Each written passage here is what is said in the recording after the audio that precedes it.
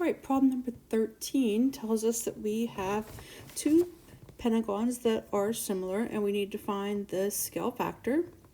And then it wants us to find the perimeter of each polygon.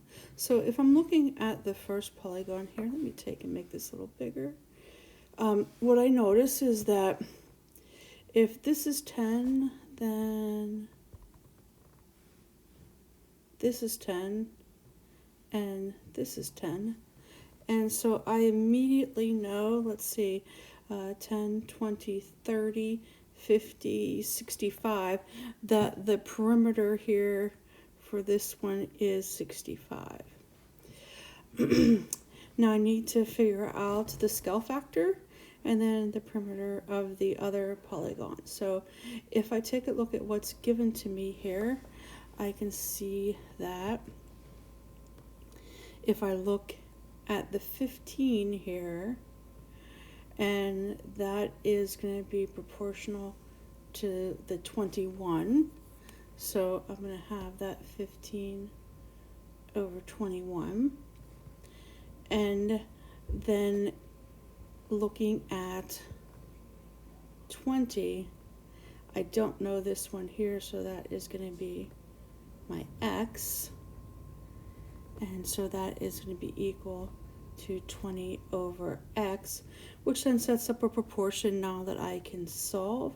Just do cross multiplication and divide, and I'm going to find out that this side here is 28.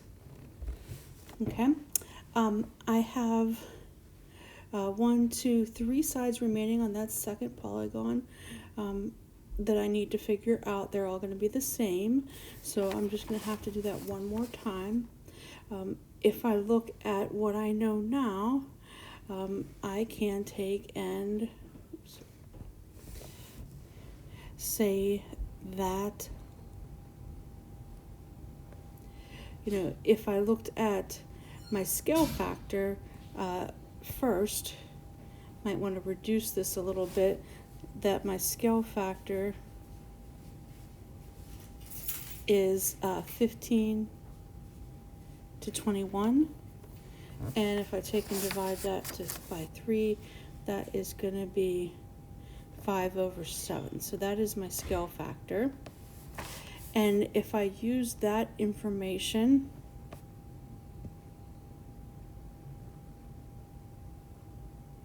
to find this missing side, I can take the scale factor 5 over 7, and then I could see that I have this side here proportional to this side here, and so that is going to be 10 over x. If I cross multiply and divide, I'm going to get that that side is 14, which would mean this side is 14, which is this side is 14. And then I can add those all up to figure out that the perimeter here is 91. So we were asked to do 3 things in here. We were asked to find the scale factor, which we did as 5/7. And then to find the perimeter of each polygon. This perimeter was 65, this perimeter was 91. And you might even be thinking, well, could she have done that a different way? Well, if I knew the perimeter of this first one was 65 and my scale factor was 57, I could have taken my scale factor and then my perimeter for that one and my unknown perimeter here. And since it didn't really ask me to figure out what this side was that we got was 14 over here, I could just cross multiply this to get 5x is equal to 455 and divide that to get x is 91, and I could have found my perimeter that way. So you might be at the point where you're starting to see those multiple ways of doing some of our problems. The next one here is bridges. It says a construction worker is placing rivets in a new bridge. He uses 42 rivets to build the first 2 feet of bridge. If the bridge is going to be 2,200 feet in length, predict the number of rivets that will be needed for the entire bridge. So we have 2 things going on here. We have rivets and then the total amount of feet. So if I look at the rivets, he uses 42, and that is for the first 2 feet. And then the bridge is anticipated to be 2,200, and we want to predict the number of rivets. And so there's our proportion. Now we're just going to take and cross multiply and divide.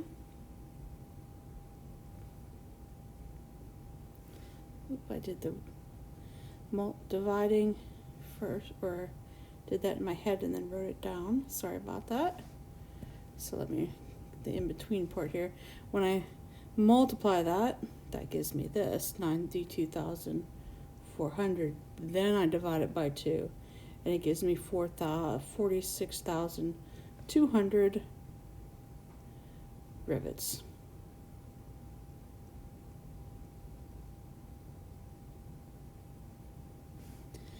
All right, number 15. We have 2 family swimming pools, both have in the ground pools. The one pool is PQRS, and it measures 48 by 84. The other pool is WXYZ, and it measures 40 by 70. Are the 2 pools similar? If so, write the similarity and the scale factor. Okay, so if we look to see if they are similar, move this up a little bit here, there we go. If we take 48, which is the smallest one on this one, to 40, which is the smallest one on that one, and if we divide that by 8, we will have 6/5. And then if we take 84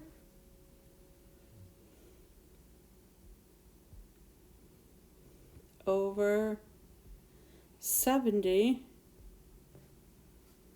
and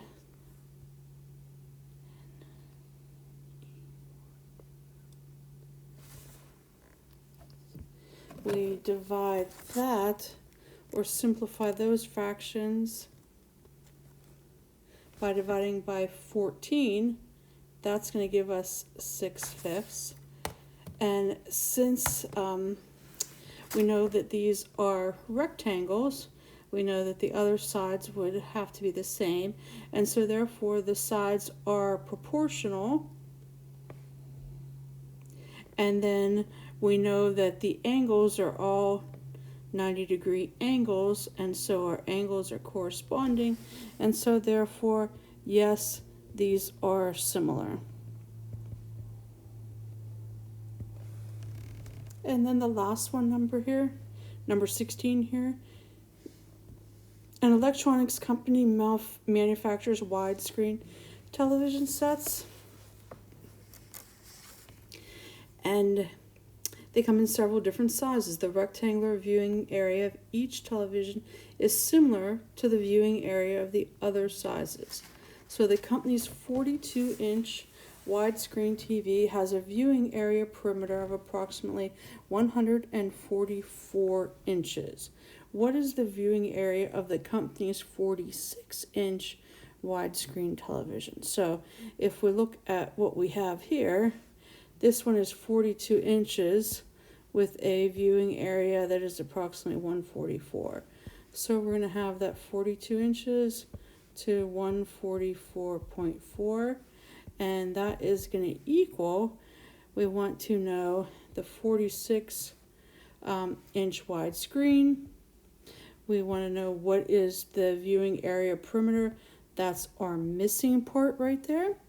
So if we take and cross multiply, that is going to give us 42x equals 664.24.